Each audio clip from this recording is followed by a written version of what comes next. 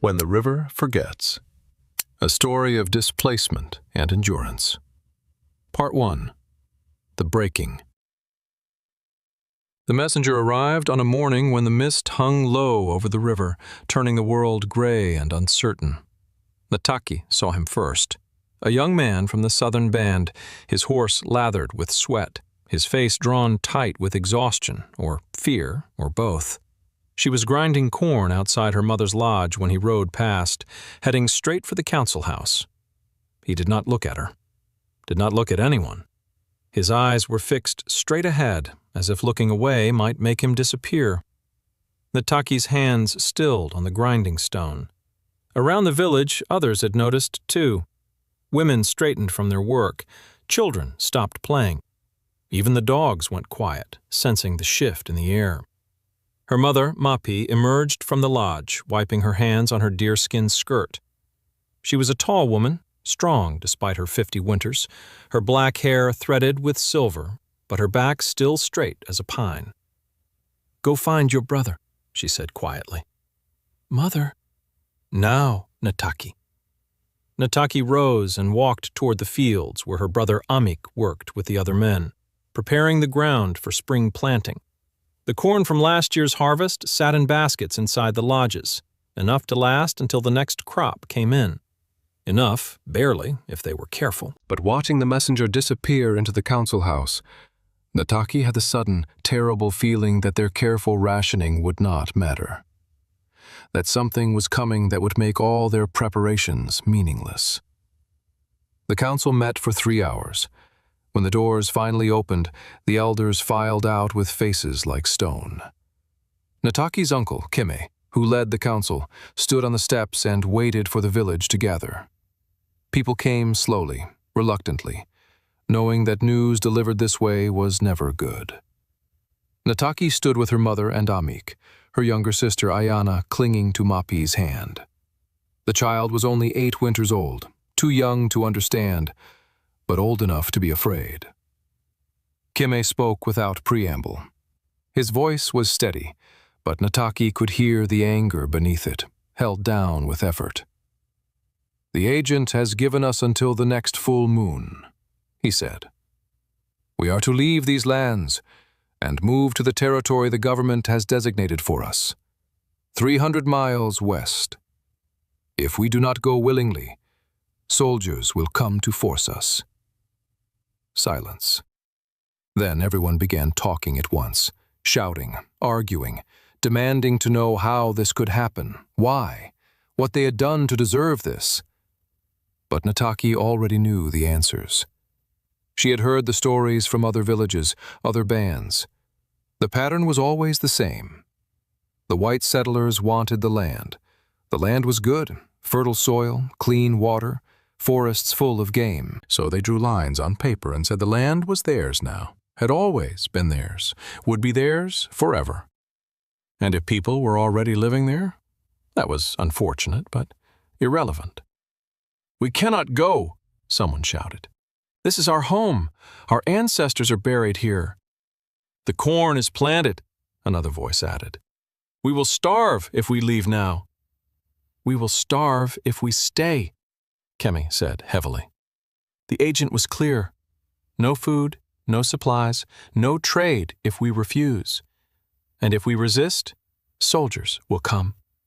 We have seen what soldiers do to those who resist. Yes, they had all seen, or heard, or felt the weight of that knowledge, pressing down like a hand on the throat. "When do we leave?" Mahpee asked. Her voice cut through the chaos, clear and calm. Kime looked at her with something like gratitude. "In 10 days. We take what we can carry and burn the rest." "Burn it," Amik said, incredulous. "Why?" "So the settlers cannot use it, so they do not profit from what they have stolen." Nata'ki understood the logic, but felt sick anyway. Burn the lodges they had built with their own hands? Burn the grain stores that represented months of labor? Burn the carefully tended gardens, the tools, the things that made life bearable? But looking at her uncle's face, she understood something else, too. This was the only power they had left, the power to deny the thieves their full victory. It was a small power, bitter and destructive, but it was theirs. "We will help," Mahpee said. "Tell us what needs to be done." The next 10 days passed in a blur of desperate activity. People sorted through their belongings, deciding what to take and what to leave behind.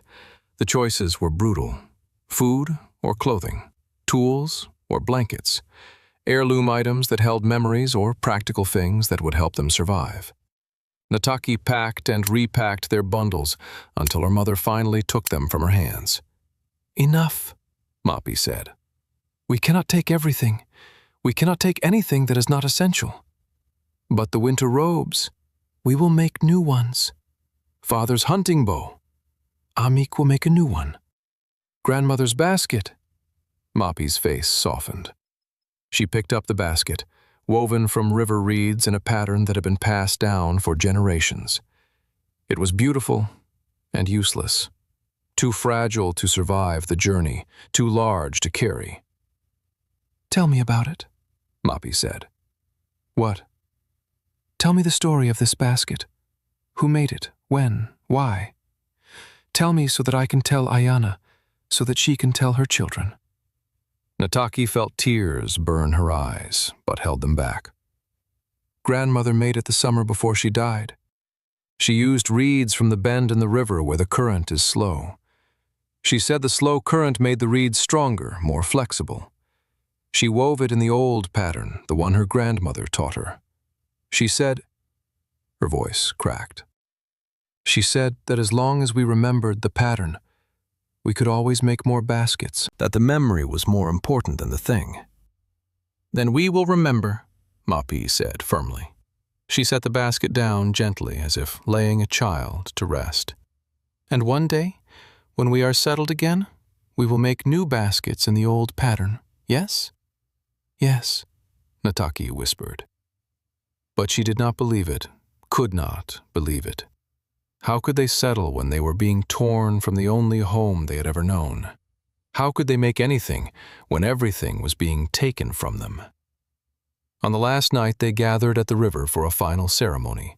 The shamans sang the old songs and offered prayers to the spirits of the water, the land, the ancestors buried in the hills.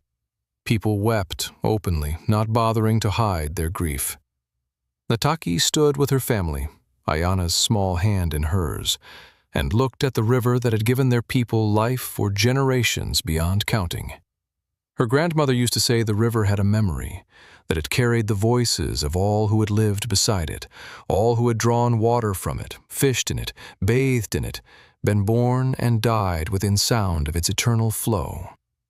What would happen to that memory when they left? Would the river forget them? Would it flow on, indifferent, as if they had never existed?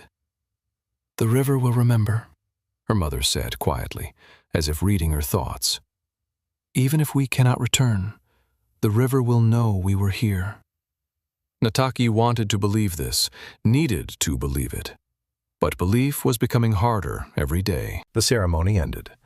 People returned to their lodges for the last time, to sleep in familiar spaces before abandoning them forever. In the morning, they would burn everything and walk away. The fires started at dawn. Nata'ki watched her home burn, the lodge where she had been born, where her father had died, where her grandmother had taught her to weave and grind corn and prepare hides. The flames climbed the wooden frame quickly, consuming the bark covering in minutes, sending up plumes of black smoke that stained the pale morning sky. Around the village, other fires burned. Lodges, grain stores, tool sheds, everything. The heat was intense, the smoke choking. Children cried. Elders stood with tears streaming down their weathered faces. Young men clenched their fists and stared at the destruction with eyes full of helpless rage. Amik stood beside Nata'ki, his jaw working. He was 18 winters old, strong and skilled, and utterly powerless to stop this. That impotence was written in every line of his body. "I should have fought," he said through clenched teeth. And died, Mahpee replied. Is that what you want? To make me bury another child? Embark had lost 2 brothers to fever when he was young. He was the only son left, the last man in their family since their father's death. Mahpee could not lose him too. At least it would mean something, Embark muttered. Dying means nothing if no one is left to remember, Mahpee said sharply. You stay alive. You help your sisters survive. That is what means something. The fires burned through the morning. By noon there was nothing left but ash and blackened frames. The village that had stood for 100 years, maybe more, was gone, erased as if it had never been. People gathered at the edge of the ruins, 300 of them, maybe less. They carried bundles on their backs, children in their arms, the weight of their grief pressing down like physical loads. Some had horses pulling travois, but most would walk. Keme stood at the front, leaning heavily on a walking stick. He looked older than his 60 winters, aged by sorrow and responsibility. We go, he said simply. And they went. The first day of walking was not terrible. The path followed the river for a few miles before turning west into rolling hills covered with new grass. The weather was mild, the sky clear. Children ran ahead, treating it like an adventure, not yet understanding that this was exile, not exploration. Nata'ki walked with Ayana while Mahpee and Embark pulled a small travois loaded with their bundles.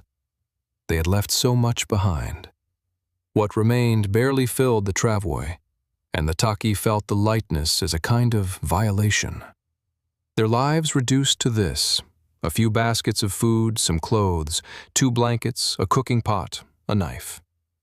By evening, when they stopped to make camp, the adventure had worn off. Children were tired, crying, asking when they could go home. Adults set up rough shelters using blankets and sticks, built fires, prepared meager meals. There was no singing, no storytelling. People ate in silence and slept in silence, too exhausted for anything else. Nata'ki lay awake long after the others had fallen asleep, staring up at stars that looked the same here as they did at home, but somehow felt different, colder, more distant. Beside her, Ayana whimpered in her sleep, a small sound of distress.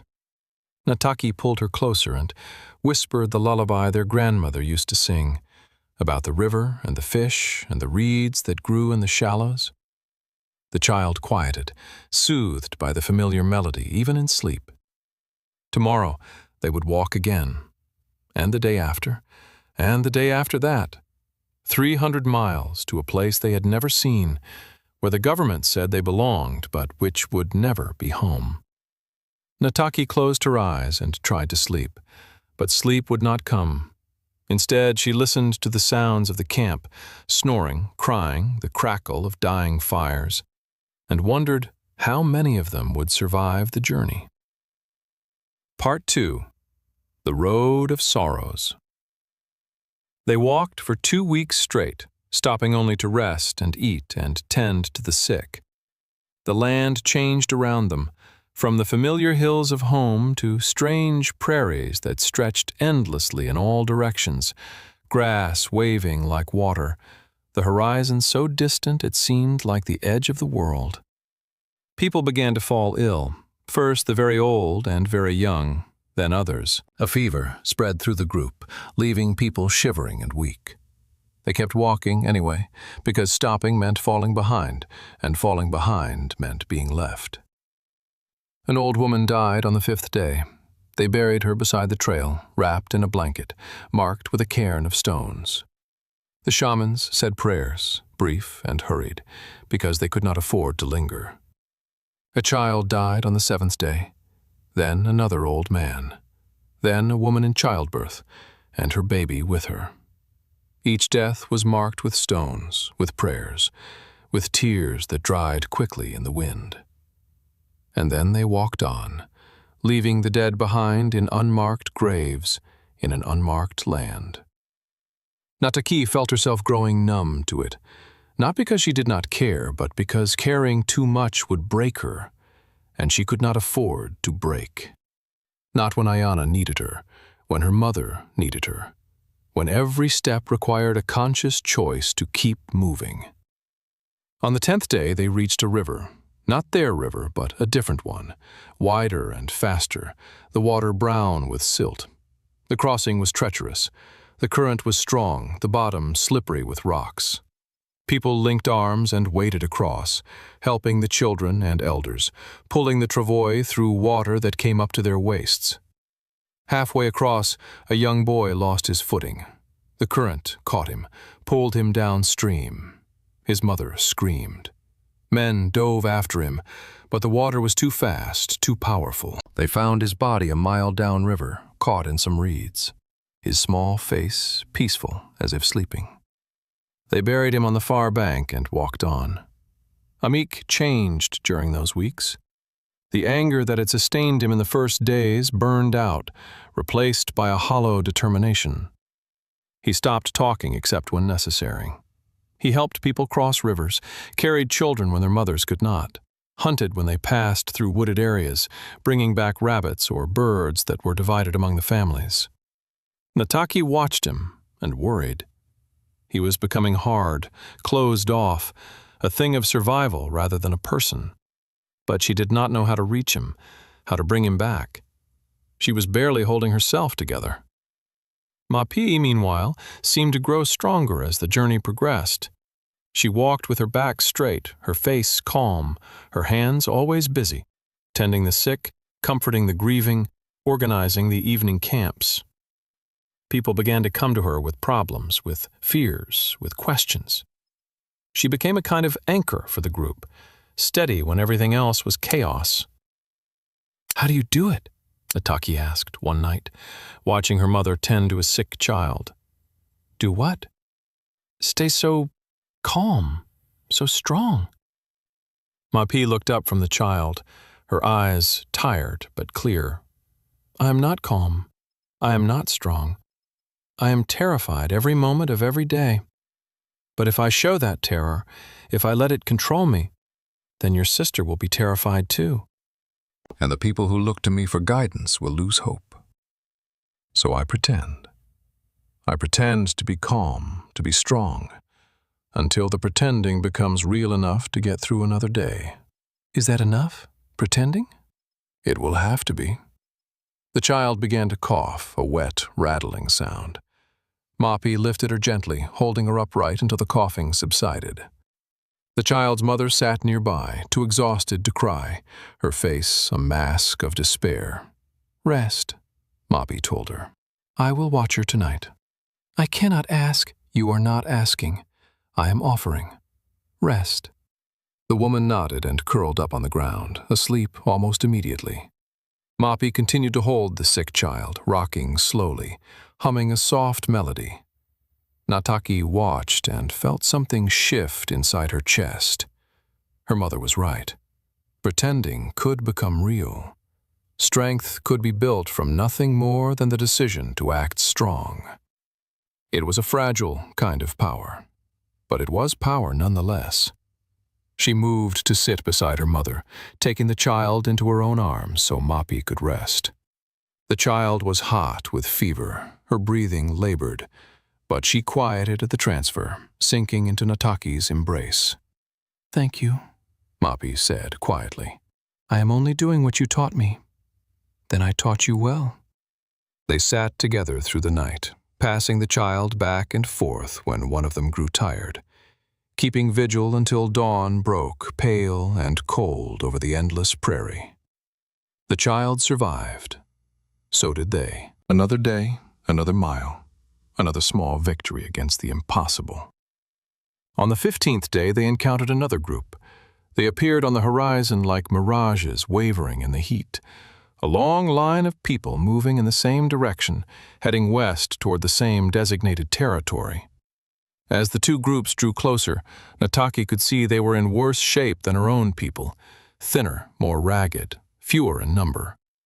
The groups merged without ceremony, simply falling in together because there was safety in numbers, comfort in shared suffering. Nata'ki learned they were from a band that had lived 200 miles north, displaced by the same decree, walking the same road of sorrows. They had lost more than half their people already. Fever, starvation, exposure, an attack by bandits who saw them as easy targets. The survivors were hollow-eyed and silent, moving like ghosts. That night, the combined group made camp together. The newcomers had little food, but shared what they had. Nata'ki's band did the same. It was not much, a handful of dried corn here, some smoked fish there. But shared, it became something like a meal. An old man from the northern band sat by Nata'ki's fire, accepting a bowl of thin soup with trembling hands. "How far have you come?" Mahpee asked gently. 30 days' walk, maybe more. I have lost count." "And how many started with you?" 400. He sipped the soup, his eyes distant. "Now we are 90. The number hung in the air like smoke. 310 people dead in a month. Children, elders, men, women, erased from the world as if they had never existed. "I am sorry," Mahpee said, inadequate but sincere. The old man nodded. "We all are. But sorry does not bring them back." No, it did not. Nothing would. They walked together now, a combined group of nearly 400 people, a ragged column stretching across the prairie like a wounded snake. The northern band's elder, a woman named Nata'ki, joined Keme in leading the group. Together they made decisions, resolved disputes, kept people moving forward. Nata'ki found herself walking beside a girl from the northern band, close to her own age, maybe 20 winters. Her name was Liwanu, and she moved with a limp, her left leg dragging slightly with each step. "What happened?" Nata'ki asked, gesturing to the leg. "Fell crossing a river. Something sharp, rock or branch, I do not know. It became infected. My mother cleaned it as best she could, but it will not heal properly." "Can you walk?" "I can walk or I can die. Those are the choices." They walked in silence for a while, the sun beating down on their heads, the grass rustling around them like whispered warnings. "Do you think we will survive this?" Liwanu asked suddenly.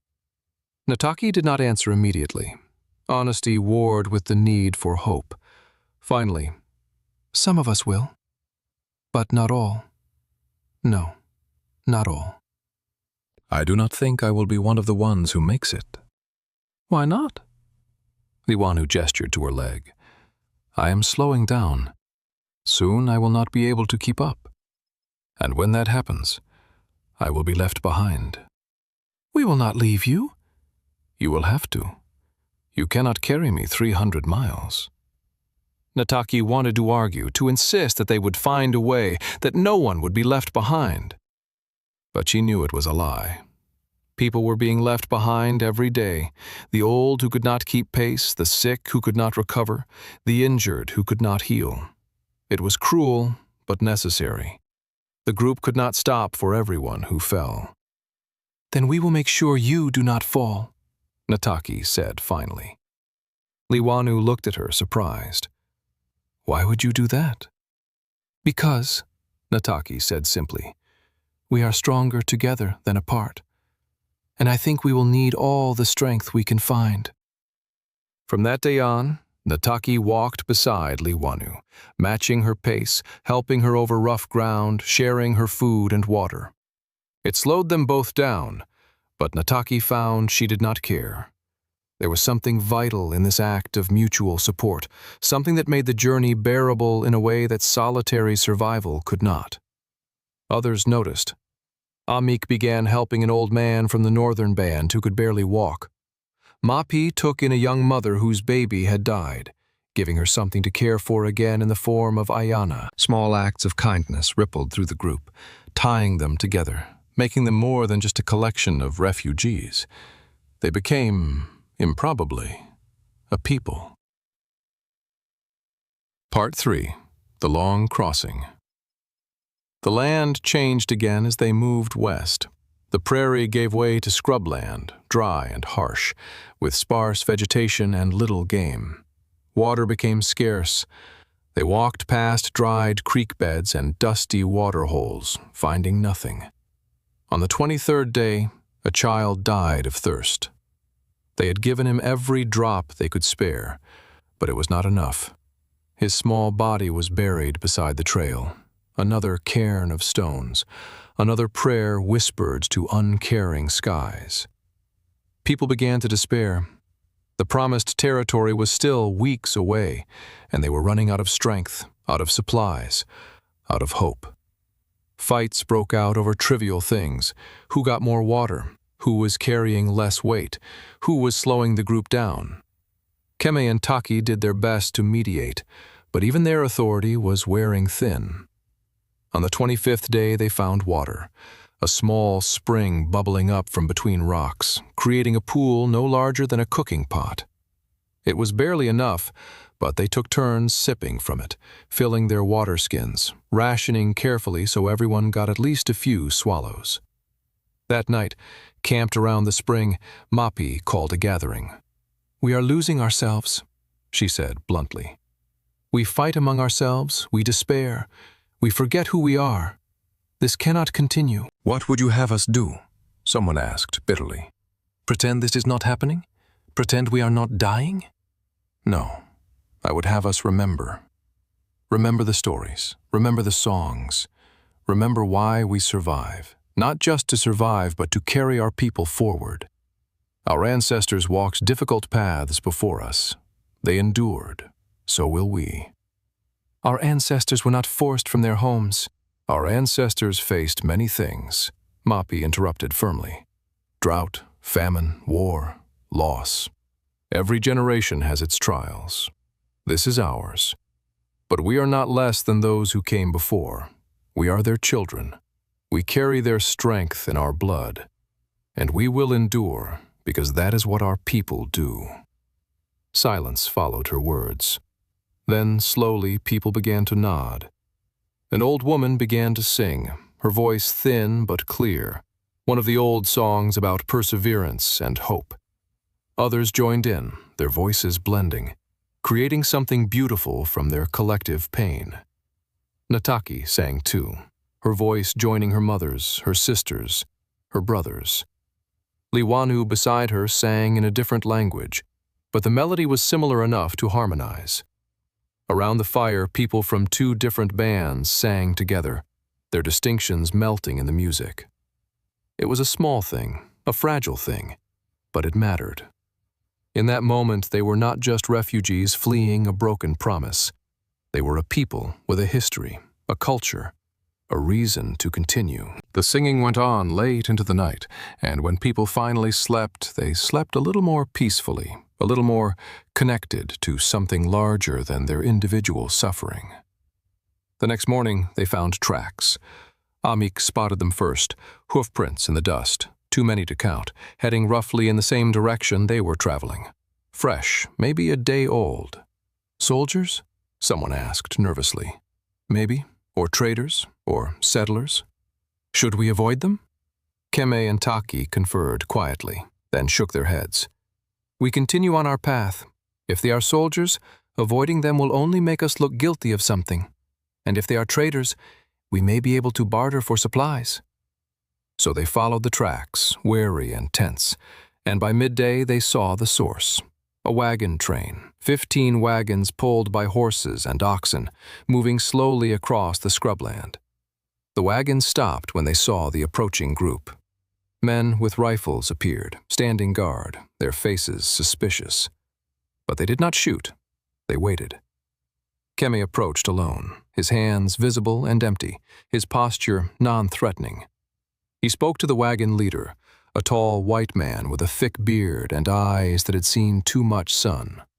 Nata'ki could not hear the conversation from where she stood with the main group, but she saw Keme gesture back toward his people, saw the wagon leader nod slowly, saw money change hands. When Keme returned, he carried a sack of cornmeal and some dried beef. "They are traders," he said, "heading west to the mining territories. They sold us these for the silver we had left." "That is all they would give us for all our silver?" Chayton demanded angrily. "They know we are desperate. They charge accordingly." It was theft, essentially, taking advantage of people in dire circumstances, but there was nothing to be done about it. They took the food and divided it carefully, making it stretch as far as possible. That night, Nata'ki watched the wagon train's fires in the distance and felt a deep bitterness settle in her chest. Those people were heading west by choice, seeking fortune, building new lives. Her people were heading west by force, seeking only survival, their old lives destroyed. The injustice of it was staggering. But rage required energy she did not have to spare. So she swallowed it down, added it to the weight she already carried, and tried to sleep. On the 30th day, they reached a river, a real river, wide and deep with a strong current. It was the last major barrier before the designated territory. Cross this, and they were almost there. But crossing it would not be easy. The water was high from spring runoff, the current swift and dangerous. There was no bridge, no ferry, no easy way across. They camped on the bank while Keme and Nata'ki scouted for a crossing point. They found a place where the river widened and shallowed slightly, creating a ford that might be passable. "We cross tomorrow at first light," Keme announced, "when the water is coldest and people are most alert. Everyone links together, no one crosses alone." That night, people prepared as best they could, waterproofing bundles, tying precious items high on their bodies, saying prayers to the river spirits. Nata'ki sat with her family, checking and rechecking their bundles. Ayana was frightened, clinging to Mahpee with wide eyes. "I cannot swim," the child whispered. "You will not need to," Mahpee assured her. "I will carry you. You will be safe."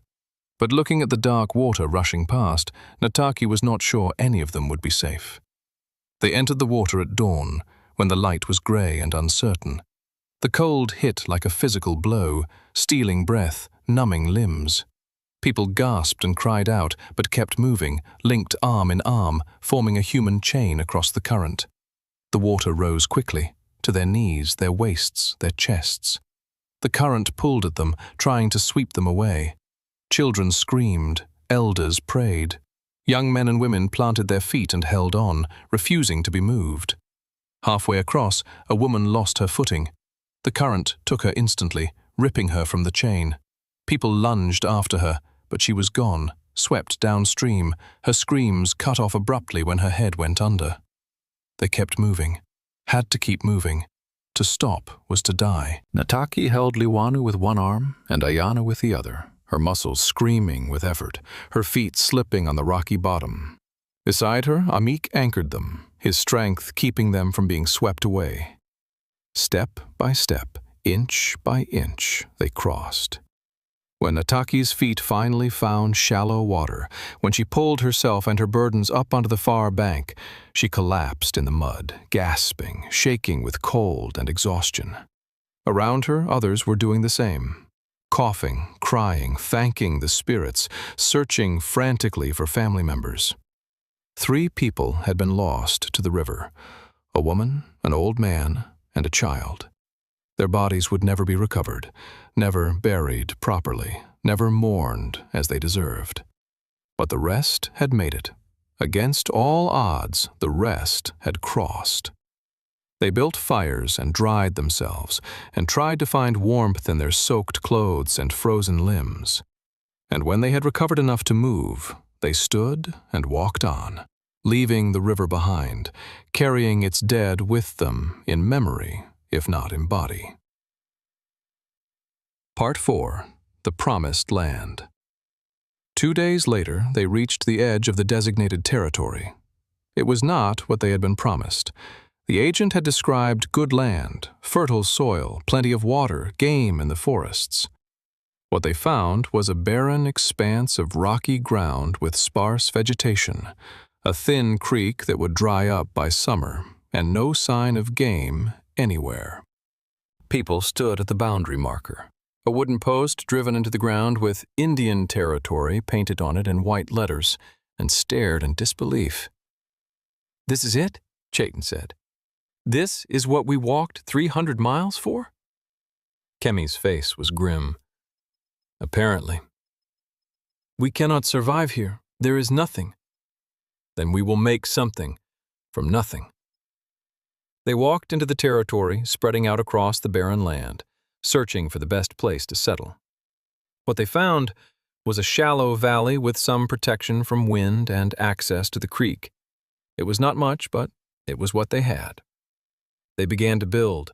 Without wood for lodges, they built earth houses, partially underground structures with roofs of sod and walls of mud brick. It was back-breaking work, digging into the hard ground, hauling rocks, shaping mud. But they worked together, helping each other, and slowly a village began to take shape. Nata'ki worked alongside Liwanu, digging trenches for walls, carrying rocks, shaping mud bricks with their hands. Her back ached. Her hands blistered and bled. But she kept working, because what else was there to do? Stop and starve? Amik and the other young men hunted, ranging far from the settlement in search of game. They came back with rabbits, prairie dogs, occasionally a deer. It was not enough to feed everyone well, but it kept them from starving. Mahpee organized the women into groups: gatherers, cooks, builders, teachers. She created structure where there was chaos, purpose where there was despair. People followed her leadership naturally, grateful for someone who seemed to know what to do. Weeks passed. The village grew. Earth houses rose from the ground like strange mushrooms clustered around the creek. Gardens were planted, though the soil was poor and no one expected much yield. A council house was built, larger than the others, with space for meetings. They were surviving. Barely, but surviving. Then the agent arrived. He rode in on a fine horse, dressed in clean clothes, his face showing no signs of the hardship that marked every face in the village. Behind him came 2 soldiers, rifles across their saddles, watching the villagers with flat, suspicious eyes. Kemi and Nata'ki met him at the edge of the settlement. Nata'ki watched from a distance, Ayana beside her, a sick feeling growing in her stomach. The agent spoke for several minutes. Kemi's face grew darker with each word. Finally, the agent handed him a paper, tipped his hat mockingly, and rode away with his escorts. When Kemi returned to the council house, his hands were shaking with rage. "What did he say?" Nata'ki asked. Kemi held up the paper. "He says we are to send our children to the mission school, 50 miles east. They will be educated in the white ways, taught to be civilized. If we refuse, our rations will be cut." "Rations?" Mahpee said sharply. "What rations? We have received nothing." "Exactly." He says rations will begin next month. Flour, beef, blankets. But only if we comply. If we send the children. The council erupted. People shouted, argued, demanded to know how the agent could ask this of them after everything they had already lost. But Nata'ki noticed something. Kemi was not arguing. He was just standing there, the paper in his hands, his face a mask of defeat. "We cannot send them," Takuin, one of the elders, said firmly. "The children are all we have left. They carry our language, our stories. If we give them to the missionaries, we lose everything." "If we do not, we starve," someone else countered. "The hunting is poor. The crops will fail. Without those rations, we will not survive the winter. Then we hunt more. We work harder. There is nothing to hunt. The land is empty." The argument went on for hours, going in circles, everyone knowing what needed to be said but no one wanting to say it. Finally, Mahpee stood. "We will not send the children," she said quietly. Everyone turned to look at her. "We have lost our land," Mahpee continued. "We have lost our homes, our dead, our past. But we have not lost ourselves. Not yet. If we give them our children, if we let them take the next generation and remake them in the image of those who destroyed us, then we truly have nothing left. We might as well have died on the walk here. But the rations, we will survive without them. We have survived worse. We will teach our children ourselves. We will preserve our language. our ways. And if that means we go hungry, so be it. At least we go hungry as ourselves, not as the shadows of what they want us to be." Silence followed her words. Then, slowly, people began to nod. Even those who had argued for compliance seemed swayed by her passion, her certainty. "Then it is decided," Keme said heavily. "No children go to the mission. We survive on our own terms." The decision made, people returned to their homes. But Nata'ki saw the fear in their eyes, heard it in their whispers. They had chosen pride over survival. Whether that was bravery or foolishness, only time would tell. Part 5. Winter's Trial. The agent returned a month later, as promised, but without rations. He barely looked at them before riding away, his message clear. You made your choice. Now live with it. Summer faded into autumn. The crops they had planted yielded almost nothing. A few stunted corn stalks, some withered squash. The hunting remained poor. People began to ration food more severely, giving more to the children and less to themselves. By the time the first snow fell, they were already weak. And the winter was brutal. It came early and stayed late, bringing howling winds and snow that piled up to the roofs of their earth houses. The creek froze solid. Game disappeared entirely. People huddled in their shelters, burning whatever they could find for heat, eating less and less each day. Children cried from hunger. Elders grew quiet and still, conserving energy. Women boiled bones over and over, extracting every trace of nutrition, making soup from snow and hope. Nata'ki watched Ayana grow thinner, watched the light fade from her eyes, watched her become listless and silent. She gave the child every scrap of food she could spare, but it was never enough. "Why are we hungry?" Ayana asked one night, her voice small and weak. "Because the winter is hard," Nata'ki said, trying to keep her voice steady. "When will it end?" "Soon. Spring will come soon." But spring felt impossibly distant, a dream from another lifetime. People began to die. An elder here, a child there, their bodies too weak to fight the cold and hunger. Each death was marked with prayers, but there was no energy for elaborate ceremonies. They wrapped the bodies in whatever cloth they had and buried them in shallow graves in the frozen ground, promising to do better when spring came. If spring came. The first to die was an old man named Chasqui, who had been a great hunter in his youth but had grown frail during the journey. He died quietly one night, simply closing his eyes and not opening them again. His wife of 40 years sat beside his body until morning, singing softly, her voice cracking on the old songs. Then a child, no more than 3 winters, who had been sick since the river crossing. Her mother tried everything, heated stones to warm her, broth forced between her lips, prayers to every spirit she could name. But the child slipped away anyway, her small body giving up the fight. The mother's grief was terrible to witness, a keening wail that echoed through the settlement for hours. More followed. 2 elders in 1 week. A young woman who had given birth during the journey, her body never recovering, finally succumbing to infection and exhaustion. A teenage boy who had gone out to gather firewood and hadn't returned.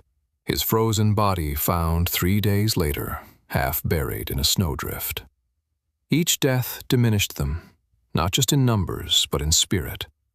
The weight of loss became physical, pressing down on everyone, making it hard to breathe, hard to think, hard to believe there was any point in continuing. Nata'ki watched it all with a growing numbness. She tended the sick when she could, helped prepare the dead for burial, comforted the grieving. But inside, she felt hollow. How much more could they endure? How many more losses before there was nothing left? One night, holding Ayana as the child slept fitfully, burning with fever, Nata'ki made a decision. If her sister died, If the fever took her as it had taken so many others, Nata'ki would not survive it. She would simply stop. Stop eating, stop drinking, stop trying. Let the cold and hunger do their work. But in the morning, Ayana's fever broke. The child opened her eyes, clear and lucid for the first time in days, and asked for water. Nata'ki gave it to her with trembling hands, tears streaming down her face, and felt something shift inside her chest. Life was insisting on continuing. Even here, even now, life fought to persist. And if a child could fight, then so could she. She ate that morning, for the first time in 3 days, forcing down the thin gruel that was their only food. It tasted like ash and disappointment, but she swallowed it anyway. Survival, she realized, was not about wanting to live. It was about choosing to live, over and over, even when death seemed easier. Around her, others were making the same choice. Amik went out hunting despite the cold, despite the poor chances. Mahpee gathered the women to sing, to remind themselves they were still a people, still capable of beauty. Keme called council meetings to discuss spring planting, as if spring was a certainty, as if they would all be there to see it. These small acts of defiance against despair became their salvation, not because they guaranteed survival, but because they made survival possible, worth attempting, worth fighting for. When Kuruk arrived, he found a community on the edge of breaking, but still holding on. His hunting skills, his meat, gave them just enough, not abundance, not comfort, but enough. Enough to keep hope alive a little longer. On the darkest night of winter, when hope seems truly lost, a stranger arrived. He came on foot, moving through the snow like a ghost, and collapsed outside Keme's earth house. People found him in the morning, half frozen, barely alive. They brought him inside, wrapped him in blankets, forced warm broth between his lips. Slowly, over hours, he thawed and regained consciousness. His name was Kuruk, and he was from a band that had once lived near Nata'ki's people, before the displacement. He had been traveling alone for weeks, searching for survivors, for any remnant of his people. "I heard there were people here," he said weakly. "I thought maybe my sister, my nephew." "What were their names?" Mahpee asked gently. He told her. She shook her head. "I am sorry. They are not here." Kuruk's face crumpled. He had walked all this way through snow and cold and danger, searching for family that did not exist, chasing hope that had died long ago. But instead of leaving, he stayed.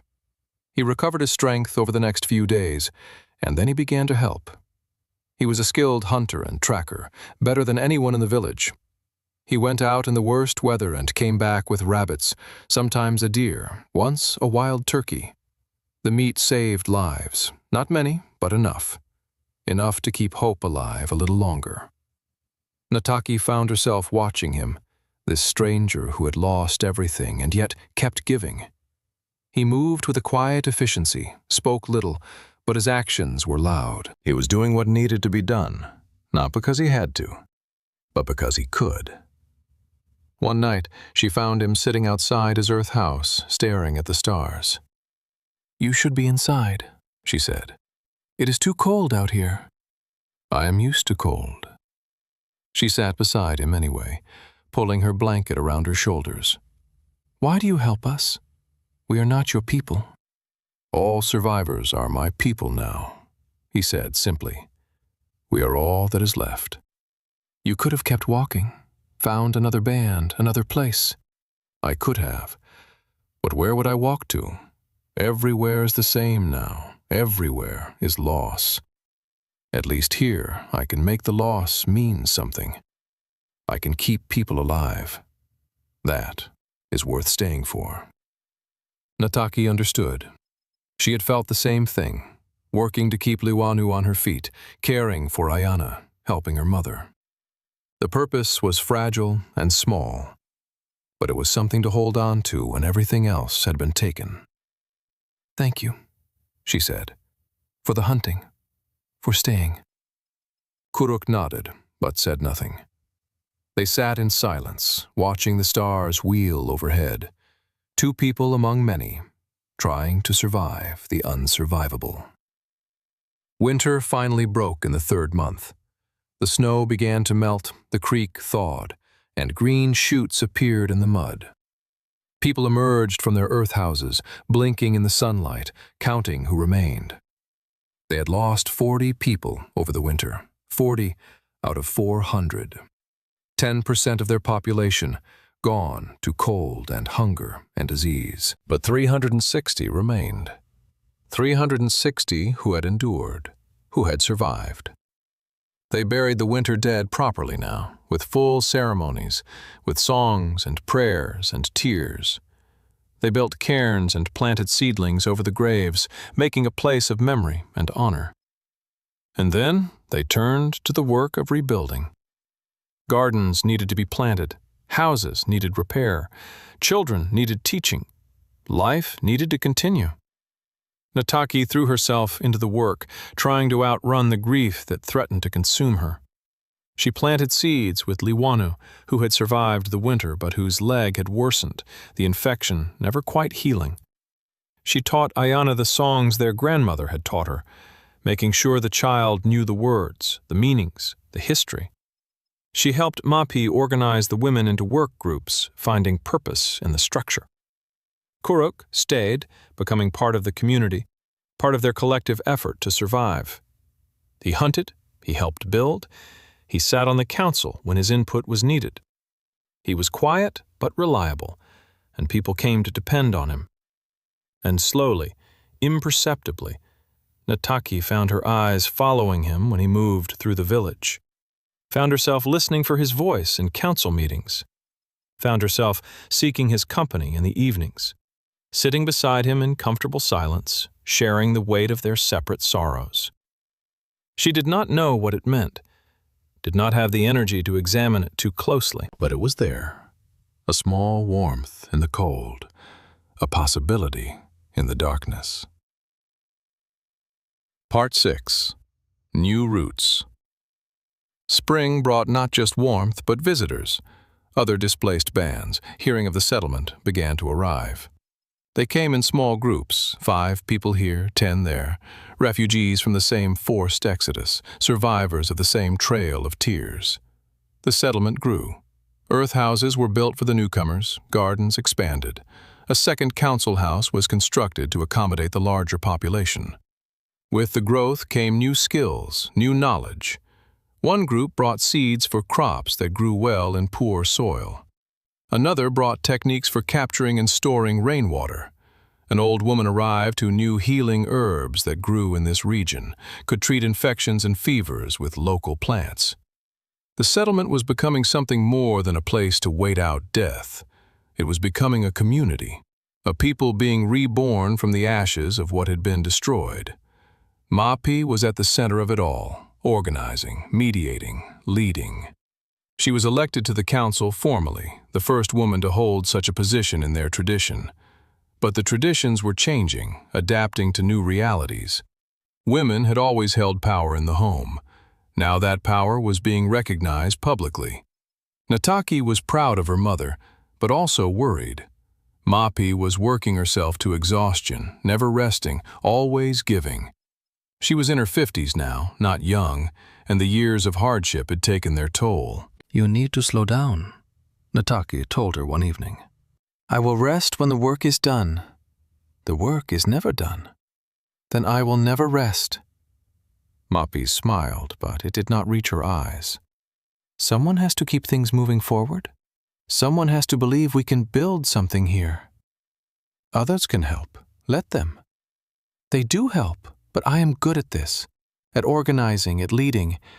It gives me purpose. Purpose is good. Burning yourself out is not." Mahpee sighed and sat down heavily on a bench outside her house. "You sound like your grandmother." "Good. Someone should." They sat in silence, watching the settlement's evening routines, fires being lit, meals being prepared, children playing in the last of the daylight. It looked almost normal. almost like a real village instead of a collection of desperate refugees. "We did this," Mahpee said quietly. "We survived something that should have killed us, and we built something new. That matters." "Yes," Nata'ki agreed. "It does." Summer came, and with it the crops they had planted began to grow. Not abundantly, but enough. Corn, beans, squash, the three sisters of their tradition, adapted to new soil. The harvest would not be large, but it would be something. Kuruk led hunting parties into the surrounding territories, ranging farther and farther in search of game.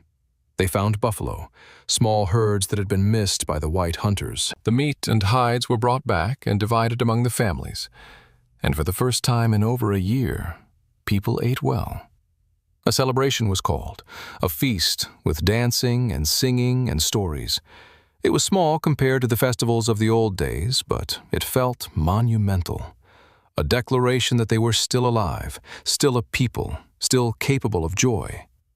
Nata'ki danced with Ayana, spinning the child until she laughed breathlessly, her face flushed with happiness.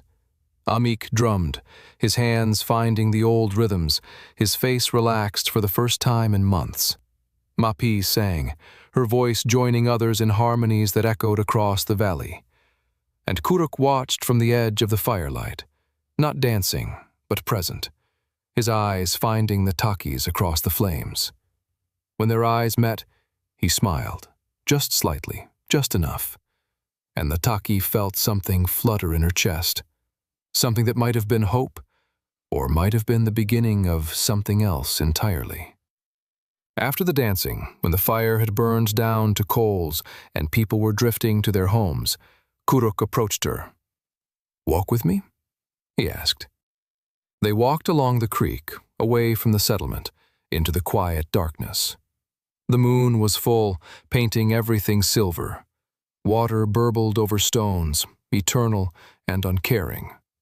The path beside the creek was rough, worn down by countless trips to fetch water, by children playing, by people seeking solitude. Nata'ki had walked this path hundreds of times since they had arrived, but tonight it felt different, charged with possibility and fear in equal measure. "I am glad you stayed," Nata'ki said finally, breaking the silence that had stretched between them. "I am glad you let me. You do not need our permission." "Perhaps not, but it is good to be wanted, not just tolerated." They walked in silence for a while, their footsteps soft on the packed earth, their breath visible in the cold air. Nata'ki was intensely aware of him beside her, his height, his warmth, the quiet strength he carried like a cloak. She thought about what to say, how to articulate the feeling that had been growing inside her. It was not love, exactly. She was not sure she was capable of love anymore, not the way she had loved her first husband, before the displacement, before the deaths, before the world had broken. But it was something. Connection, maybe. Recognition. The sense of finding someone who understood the weight she carried without her having to explain it. Before she could find the words, Kuruk spoke. "I lost my wife in the displacement," he said quietly, his voice barely above a whisper. "And my daughter. They died in the first week. Fever. My wife went first. She was strong. I thought if anyone could survive, she would. But the fever took her in 2 days. She burned and shivered and called for water we did not have. And then she was gone." Nata'ki felt her throat tighten but said nothing, letting him continue. "My daughter was 5 winters old. Her name was Sixi. She had my wife's eyes and my stubbornness. She cried when her mother died, but she tried to be brave, tried to keep walking. But 3 days later the fever took her too. I held her while she died, held her while she burned, and there was nothing I could do. Nothing." He stopped walking, and Nata'ki stopped with him. In the moonlight she could see tears on his face, silent and steady. "I buried them both beside the trail," he continued. "Shallow graves, no proper ceremony. I marked the spot with stones and promised I would come back, would give them a real burial. But I knew even then it was a lie. I would never find that place again. They were lost forever, not just dead, but gone, erased, as if they had never existed. They existed, Nata'ki said firmly. You remember them. That means they existed. Memory is not enough. It is all we have. Kuruk turned to face her fully, and in his eyes she saw a depth of pain that matched her own. I kept walking because I did not know what else to do. I thought if I could find my sister, my nephew, I would have a reason to continue, someone to protect, someone to live for. But they are gone too. Everyone is gone. My whole family, my whole world, just gone. Not everyone, Nata'ki said, stepping closer. We are here. Yes, you are. He reached out, hesitant, and touched her face gently, as if afraid she might disappear. And that matters more than I can say. When I found this place, I thought I would stay a few days, rest, and move on. But then I saw how hard everyone was working to build something from nothing. I saw your mother organizing, your brother hunting, you taking care of that girl with a bad leg. I saw people refusing to give up, and I thought maybe I should stop giving up too. So you stayed? So I stayed. And now I think maybe there is a reason to continue after all. Not the reason I was looking for, but a reason nonetheless. Nata'ki felt her heart beating fast, felt the flutter of something she had thought dead, hope, possibility, the idea that life might hold more than just survival. What reason? Kuruk stepped closer, close enough that she could feel his breath on her face, could see every line of grief and endurance etched into his features. You, he said simply, if you will have me. I know I am broken. I know I carry more grief than any person should. But I also know that you carry the same weight. And maybe together it becomes bearable. Maybe we can build something new from our broken pieces. It was not a declaration of love. It was something more honest than that. A recognition of shared damage, of two people who had lost everything finding, perhaps, the beginning of something in each other. Nata'ki thought about her past, about the life she had lost, about the husband who had died so long ago she could barely remember his face, only the feeling of safety he had provided. That life was gone. That safety was gone. That person she had been, young and hopeful and believing the world was fundamentally good, was gone. But she was still here, still alive, still capable of feeling something other than grief. Yes, she said, her voice steady despite the tears in her eyes. I will have you. Not because I think you can make me whole again. I do not think either of us will ever be whole. But because I think we can be broken together. And maybe that is enough. Maybe that is all anyone can ask for now. They stood together in the moonlight, not touching yet, but close enough to feel each other's warmth, and Nata'ki felt something shift inside her chest. Not healing, she was not healed, might never be healed, but something like the beginning of peace.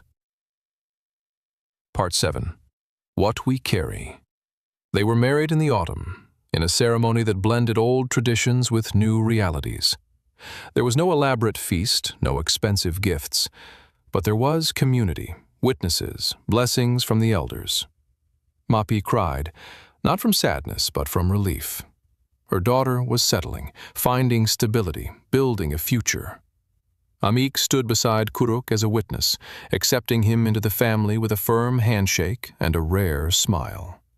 Ayana danced at the ceremony, her happiness pure and uncomplicated. She adored Kuruk, had adopted him as a father figure almost immediately, following him around the settlement, asking endless questions about hunting and tracking and survival. Liwanu was there too, sitting because standing for long periods was now impossible. The infection in her leg had spread, and the healers said it was only a matter of time before it took her life. But she was there, smiling, celebrating her friend's happiness even as her own life dimmed. After the ceremony, Nata'ki sat beside her. "Thank you for coming. I would not miss it." Liwanu's voice was weak, but her eyes were bright. "You deserve this. You deserve happiness. So do you. I had my happiness. Before all this, I had a family, a home, a life. It is gone now, but I had it. That is more than many can say." Nata'ki felt tears prick her eyes. "You will get better. The healers know. I know. It is all right, Nata'ki. I am not afraid. I am afraid to lose you." Liwanu reached out and took her hand. "You will not lose me. I will be in your memory, in the stories you tell, in the pattern of the baskets you make. That is how we survive, not through our bodies, but through what we pass on."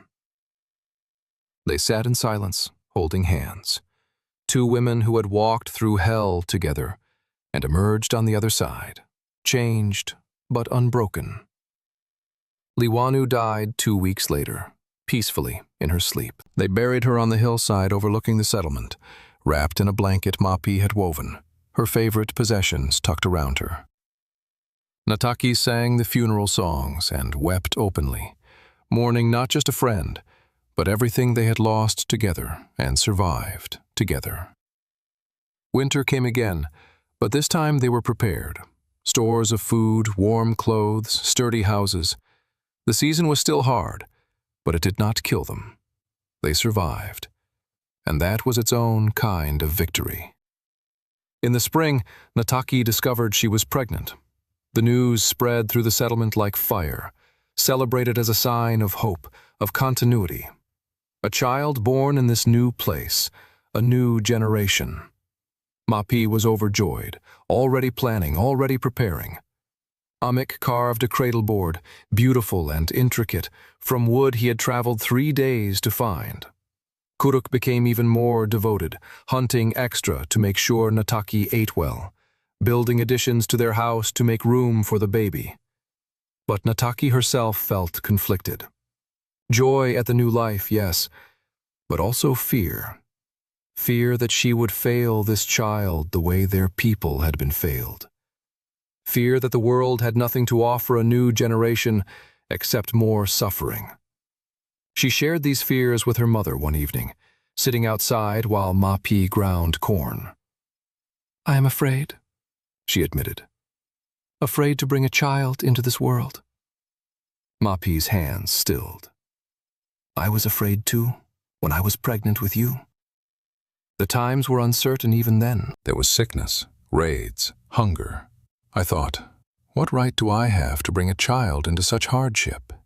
What changed your mind?" "Nothing changed my mind. I was still afraid when you were born, still afraid when your brothers were born, when Amik was born, when Ayana was born. Fear does not go away just because we want it to. But I had you anyway, because life continues whether we are afraid or not. And you, all of you, have brought me more joy than I could have imagined. Even in the worst times, even in the darkest moments, my children were the light that kept me going." "But what if I fail? What if I cannot protect them?" You will fail sometimes. All parents do. But you will also succeed sometimes. You will teach them, love them, give them tools to survive. That is all anyone can do." Nata'ki placed her hand on her belly, feeling the small life growing inside. "I want them to have better than this. Better than earth houses and poor crops and memories of displacement. Then you will work to give them better. And if you cannot give them better, you will give them strong enough to make better for themselves. That is how change happens. One generation teaching the next, each one building on what came before." It was not a perfect answer, but it was honest. and in its honesty, Nata'ki found some comfort. The baby was born in early summer, a daughter, small but healthy. They named her a pony, which meant butterfly, because Mahpee said she was a transformation, a symbol of change and beauty emerging from darkness. The birth had been difficult. Nata'ki had labored through a full day and night, the pain coming in waves that threatened to drown her. Mahpee had attended her, along with 2 other women skilled in midwifery, and their presence had been the only thing that kept Nata'ki from surrendering to panic. "Breathe," Mahpee had commanded, her voice cutting through the pain. "You have survived worse than this. You can survive this, too." And she had. When the baby finally emerged, slippery and screaming, Nata'ki had wept with relief and exhaustion and a joy so fierce it frightened her. This tiny creature, so fragile and perfect, represented everything they had fought for: the future, continuation, hope. Kuruk had been waiting outside, pacing frantically, and when Mahpee brought him in to meet his daughter, he had stood frozen for a long moment, just staring. Then he had reached out with trembling hands, and Mahpee had placed a pony in his arms. "I thought I would never have this again," he whispered, tears streaming down his face, his voice breaking on every word. "I thought that part of my life was over, forever." "You have it now," Nata'ki said from where she lay, exhausted but watching. "We have it now. This is real. This is ours." Kuruk had nodded, unable to speak, cradling the baby as if she were made of glass, as if she might disappear if he held her too loosely. He sat beside Nata'ki's bed, and they looked at their daughter together, this miracle they had created. And for the first time in years, the future seemed like something to anticipate rather than dread. The settlement celebrated the birth as they had celebrated the harvest, with singing and feasting and stories. Food was brought to Nata'ki's house: meat, vegetables, bread made from the precious flour stores, everyone contributing what they could to welcome this new life. A pony became everyone's child, passed from arms to arms, blessed by the elders with prayers in the old language, welcomed into the community with ceremonies that blended tradition with adaptation. The women sang her the welcoming songs, the men carved her a cradle board from precious wood, and even the youngest children brought gifts: small stones, interesting leaves, whatever treasures they possessed. In the weeks that followed, Nata'ki learned the rhythms of new motherhood all over again. She had raised Ayana, but that felt like a lifetime ago, and everything was different now. She was different, older, more tired, marked by years of hardship. But she was also stronger in some ways, more certain of what mattered. She nursed a pony through long nights, walking circles around her house when the baby would not settle, singing the lullabies her own mother had sung to her. Kuruk helped when he could, taking the baby so Nata'ki could sleep, learning to soothe her cries with the same patient determination he brought to hunting. Ayana was enchanted, begging constantly to hold her niece, promising to teach her everything, to be the best aunt possible. She was 15 now, on the cusp of womanhood herself, and the responsibility of helping care for a pony seemed to accelerate her maturation. She learned to change the baby, to recognize the different cries, to help prepare food when Nata'ki was too exhausted. Amik carves toys from wood, delicate little figures of animals, a deer, a rabbit, a bird with outstretched wings. They were beautiful, intricate, works of art that would one day fill a pony's hands, but that now hung above her cradleboard, turning gently in the breeze. Mahpee was overjoyed, transformed by grandmotherhood into something even more vital than before. She had lost so much: her husband, her sons, her home, her past. But this baby represented something salvaged from the wreckage. A thread of continuity running forward, proof that life could continue despite everything. "She has your eyes," Mahpee said one day, holding a pony and looking into her tiny face. "And Kuruk's determination. I can already see it. She will be strong. She will have to be. I want her to have more than strength. Nata'ki said. I want her to have joy, peace, things we have not had. Then you will work to give her those things. And what you cannot give her, you will teach her to find for herself. That is all any parent can do. Watching her family gather around this new life, watching the community celebrate and support and embrace Aponi as their collective future, Nata'ki felt something break open inside her chest. Not pain, but its opposite. Joy. Pure and uncomplicated and almost forgotten, but real, undeniable, burning bright against the darkness that had surrounded them for so long. They had survived. Against impossible odds, they had survived, and now they were creating new life, new hope, new possibilities. It was not the life they had planned or wanted. It was not the world their ancestors had known, but it was theirs, built from ashes and tears and stubborn refusal to disappear. That night, lying beside Kuruk with Aponi sleeping between them, Nata'ki whispered a prayer to the ancestors she had lost, to the land they had left behind, to the river that had forgotten them. We remember you, she said. We carry you with us, and we will teach our children to remember too. That is how you live on. That is how we survive. The baby stirred, making small sounds, and Nata'ki soothed her back to sleep, her hand gentle on the small head. Outside, the wind moved through the valley, carrying with it the promise of morning, of another day, of continuation. They had lost so much, but they had not lost everything. Not yet. Part 8. The circle continues. Years passed, measured in seasons, in harvests, in children born and elders who died peacefully in their sleep. The settlement grew into a village, the village into a small town. More displaced people arrived, and each time they were welcomed, integrated, given a place to belong. Nata'ki watched Aponi grow from baby to child to young woman, strong and curious and unafraid. The transformation was gradual but miraculous. First the small fist opening to grasp a finger, then the first smile, the first word, the first steps that turned into running before Nata'ki could blink. She taught her daughter the old stories, the old songs, the old patterns for weaving. They would sit together in the evenings, hands busy with reeds or thread, while Nata'ki recited the tales her own grandmother had told her.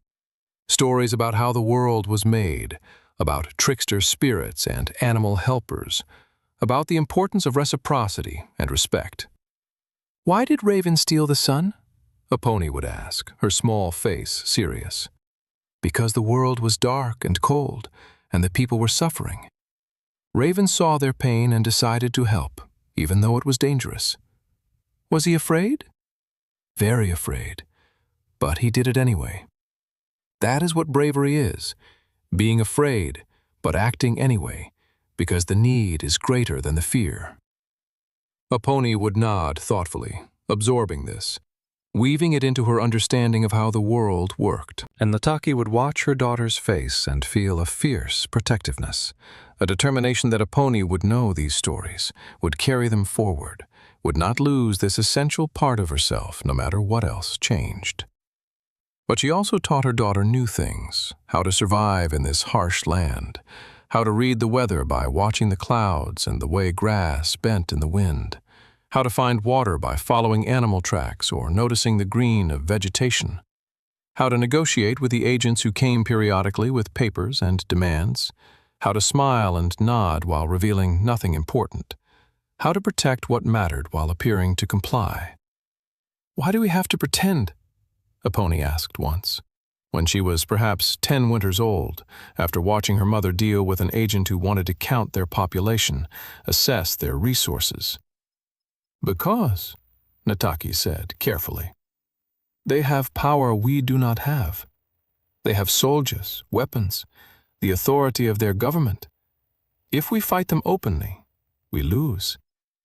But if we appear to cooperate, while actually maintaining our own ways, we survive. It is a different kind of resistance.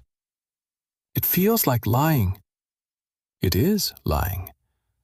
But sometimes lying is how you protect the truth. Aponi considered this, her young face troubled. Grandmother Mahpee says lying is wrong. Your grandmother is right. Lying is wrong. But so is taking people's land, forcing them to move, trying to erase their culture. We live in a world where many things are wrong. We do what we must to survive those wrongs while holding on to what is right. These were complicated lessons for a child, but Nata'ki knew Aponi needed to learn them. The world would not be gentle with her. She needed to be strong, adaptable, smart enough to navigate between cultures while maintaining her identity. It was a delicate balance, and Nata'ki worried constantly that she was not teaching it well enough. But watching Aponi grow, watching her learn the old language from Ayana while also learning English from traders, watching her help in the gardens while also learning to read from the few books they possessed, Nata'ki began to believe her daughter would be all right. More than all right. She would be someone who could move between worlds with grace, taking the best from each while compromising neither. When Aponi was 12, she asked about the displacement. "Tell me about the home we left," she said. "The one before this place, the one with the river." Nata'ki had been expecting this question for years, had dreaded it and prepared for it in equal measure. She sat down with her daughter, Kuruk, beside them, and began to speak. "The river was wide and clear," she said, her voice steady despite the emotion rising in her throat. "It ran past our village, singing always, a voice that never stopped. We lived in lodges made of saplings and bark, traditional style, beautiful and well made. Our gardens grew tall with corn, beans, squash. The fish were abundant. The hunting was good. We were happy there. What happened? The settlers came. They wanted our land. It was good land, fertile, near water. So their government drew lines on paper and said the land was theirs now. We were told to leave." "And you left?"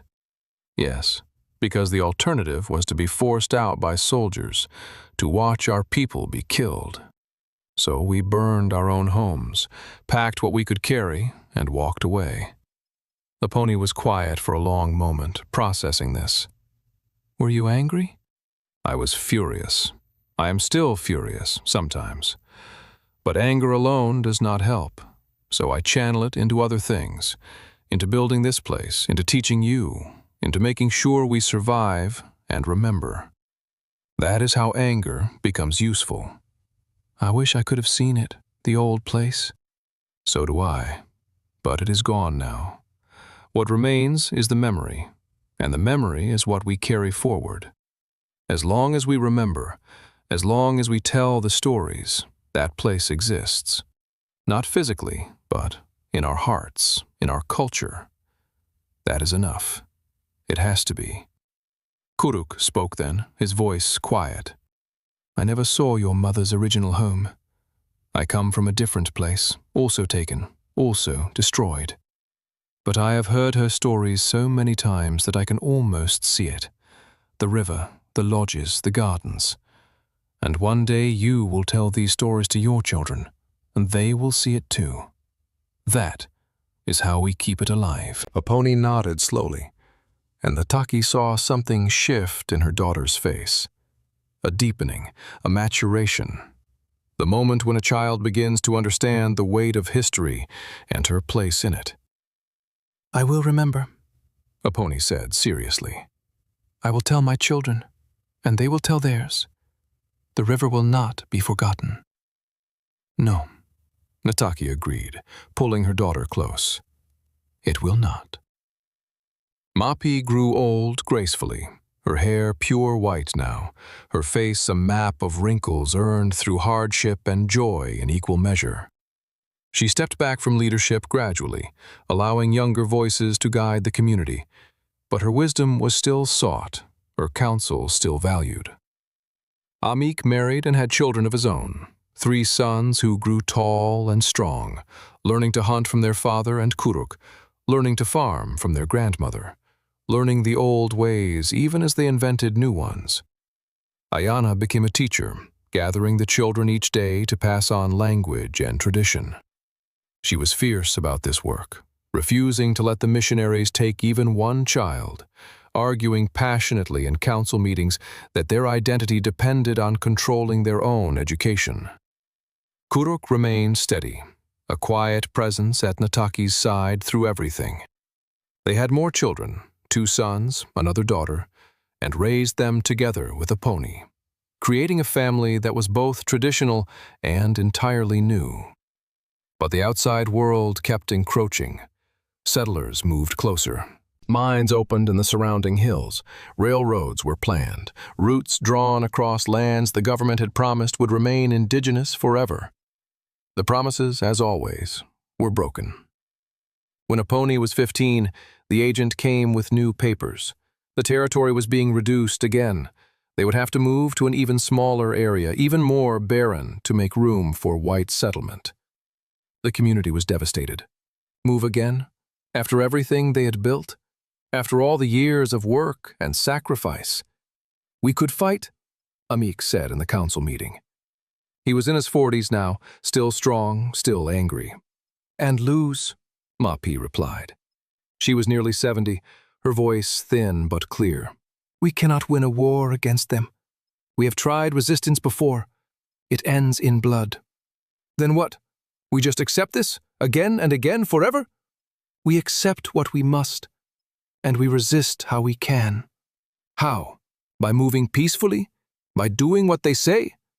"By surviving. By keeping our children alive, our language alive, our ways alive. That is resistance. That is how we win. By refusing to disappear, no matter how many times they try to erase us." The argument went on for days. The community split between those who wanted to fight and those who wanted to comply. But in the end, pragmatism won. They could not fight an army. They could not win against rifles and cannons and the full weight of a government that saw them as obstacles to be removed. So they prepared to move. Again. Nata'ki was 40 years old when they left the settlement. Old enough to remember 2 displacements now. Old enough to know the pattern would probably continue until there was nowhere left to move. But she had also learned something through the years, that home was not a place, but a people. The earth houses they left behind were just structures. What mattered was the community, the connections, the shared memory and purpose. They walked west again, a smaller distance this time, only 50 miles. The new territory was rocky and dry, with little vegetation and less water. But they had learned how to survive in harsh conditions. They knew how to build earth houses, how to find water underground, how to coax crops from poor soil. They built again, slower this time, everyone older and more tired, but they built. And gradually, impossibly, life continued. A pony grew into a woman who moved between worlds with grace. She learned English from the traders, learned to read and write, used these skills to negotiate with the agents and protect her people from the worst of the exploitation. But she also knew the old language, the old stories, carried them forward with the same fierce dedication her Aunt Ayana had shown. When Mahpee died, peacefully in her sleep at the age of 75, the whole community mourned. She had been their anchor, their guide, the woman who had led them through the darkest times. It happened on a cool autumn morning, when the leaves on the few trees around the settlement were just beginning to turn gold and red. Ayana found her. She had gone to bring her mother breakfast and found her lying in her bed, still and cold. Her face peaceful, as if she had simply decided it was time to rest. The cry that Ayana made brought people running from all directions. Nata'ki arrived to find her sister kneeling beside their mother's body, rocking back and forth, keening in the old way, the sound tearing through the morning air like a physical wound. Nata'ki knelt beside her, placed a hand on Mahpee's forehead. The skin was cold, had been cold for hours, probably. Their mother had died alone in the night, while they had all been sleeping.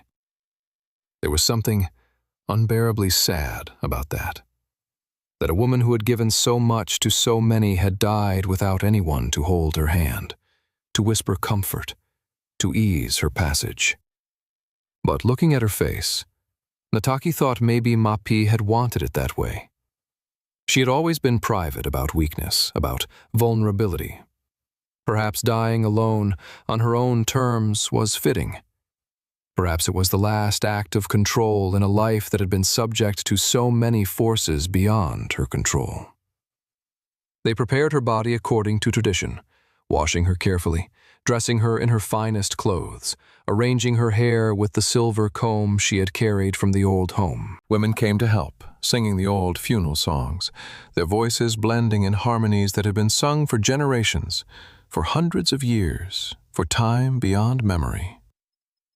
Kuruk and Amik built the funeral platform on the hillside, choosing the spot carefully, a place with a view of the whole settlement, of the valley spreading out below, of the sky vast and endless overhead.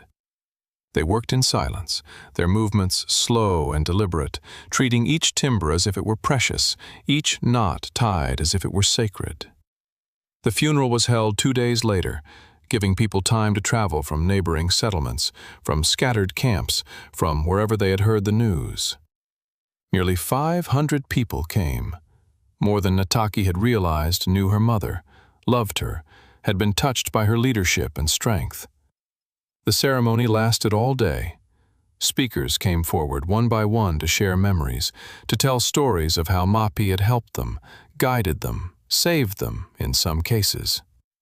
An old woman spoke of how Mahpee had delivered her baby when no midwife was available, had sat with her through a difficult labor, had refused to leave until both mother and child were safe. A young man told of how Mahpee had taken him in when his own parents died, had fed him and clothed him and treated him as her own son. A council member described her wisdom in negotiations with the agents, her ability to find compromise that protected their people while appearing to comply with demands. The stories went on and on, painting a portrait of a woman who had lived with extraordinary grace under extraordinary pressure. A woman who had lost her home, her husband, her sons, but had never lost her determination to protect what remained. A woman who had led with quiet strength, with wisdom born of suffering, with love that manifested as action rather than words. When it came time for Nata'ki to speak, she stood before the assembled crowd, her throat tight, her eyes burning with tears she refused to let fall. "My mother taught me that survival is not enough," she said, her voice carrying across the silent gathering. "That we must survive with dignity, with identity, with memory intact. She showed me how to endure the unendurable, not by becoming hard, but by becoming stronger in our softness, by holding on to compassion and community, even when the world gave us every reason to become bitter and isolated." She paused, looking out at the faces watching her, young and old, familiar and strange, all marked by the same history of loss and resilience. She told me once that her greatest fear was not death, but forgetting, that we would lose our language, our stories, our connection to who we were before displacement. She worked every day to prevent that forgetting. She organized language lessons, cultural ceremonies, councils where the old ways were honored, even as we adapted to new realities. She made sure that we remained ourselves, even as we were forced to change. Nata'ki looked at a pony, standing beside Kuruk, tears streaming down her young face. "She will not be forgotten. I will make sure of that. My children will make sure of that. Every person she touched will carry her forward. In the stories we tell, in the values we hold, in the way we live our lives. That is how she lives on. That is how we honor her." The silence that followed was profound, broken only by the wind moving through the grass, carrying with it the scent of autumn and change and endings. They placed Mahpee's body on the platform at sunset, when the sky was painted in shades of orange and pink and purple, colors so beautiful they seemed impossible. The shamans sang the final prayers, sending her spirit on its journey, asking the ancestors to welcome her home. And then they left her there, on the hillside, to return to the earth in the traditional way, surrounded by sky and wind and the endless grass, in a place that was not the home she had been born to, but was the home she had made, through will and work and unwavering love for her people. They buried her on a hillside overlooking the new settlement, and Nata'ki sang the funeral songs with a heart that felt both broken and grateful. Her mother had given her so much: strength, wisdom, an example of how to endure the unendurable. And now it was Nata'ki's turn to be that example for her own children, to carry forward the legacy, to be the anchor for the next generation. Epilogue. Remembering forward. 20 years later, Nata'ki stood on the same hillside, now 60 years old, her hair streaked with gray, her hands gnarled with arthritis, but still capable. Below, the settlement had grown into a proper town. Houses were built of wood now, lumber bought or traded for, a luxury but necessary. Gardens flourished, using techniques developed over decades of trial and error. Children played in the streets, speaking a mix of their traditional language and English, navigating two worlds with the ease of those who had never known anything different. A pony stood beside her, now a woman of 35 with children of her own. She was on the council, one of the leaders, carrying forward the work her grandmother had begun. "Tell me again," a pony said, "about the river, about the home we left?" Nata'ki smiled. This was a familiar request, one her daughter asked every year on this day, the anniversary of the first displacement, when they had burned their village and walked away. "The river was wide and clear," Nata'ki began. "It ran past our village, singing always, a voice that never stopped. Our lodges were tall and beautiful, made from saplings and bark, traditional style. The corn grew tall in our gardens, the fish were abundant. We were happy there, or as happy as people can be when they know happiness is fragile. And then they took it. And then they took it. With papers and promises, and ultimately with the threat of violence. They took our land, our homes, everything we had built.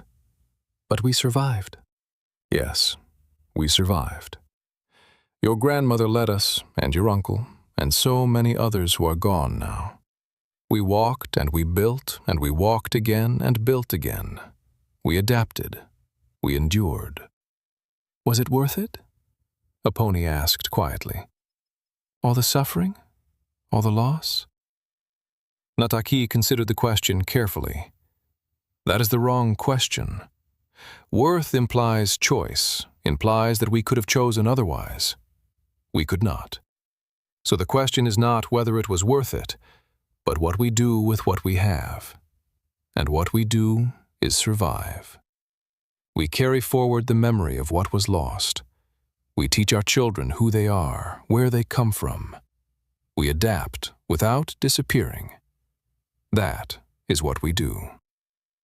The pony nodded slowly. "And when they try to take this place too?" "Then we will decide what to do then. But for now, we are here. We are alive. We are still ourselves. That is victory enough." They stood together, looking down at the town, at the children playing, at the smoke rising from cooking fires, at all the small signs of life continuing despite everything. "Grandmother Mahpee would be proud," a pony said. She would be. She is. Wherever she is. A small figure detached from the group of playing children and ran up the hill. A pony's daughter, Nata'ki's granddaughter, a girl of 8 with bright eyes and boundless energy. Her name was Mahpee, named for her great-grandmother, carrying forward the legacy. "Grandmother! Mother! Come down, they are telling stories." Nata'ki smiled at the child. What kind of stories? The old stories, about the river, about the long walk, about everything. Then we should listen, Nata'ki said. Those are important stories. She took a granddaughter's hand, and together with a pony they walked down the hill toward the gathering. The sun was setting, painting the sky in shades of orange and pink. In the distance, mountains rose like sentinels, ancient and enduring. They had lost so much, but they had not lost the ability to tell stories, to remember, to pass forward the knowledge of who they were and where they had come from. And as long as they could do that, as long as the stories lived, they would survive. Not as they had been, that world was gone forever. But as they were now, changed, adapted, resilient. The circle would continue. The children would grow and have children of their own. The stories would be told and retold, changing slightly with each telling, but carrying the essential truth forward. They were still here. Against all odds, against all attempts to erase them, they were still here. And they would continue to be here. As long as memory endured, as long as one person could tell another, this is who we are. This is where we came from. This is how we survived. The river might forget, but they would not.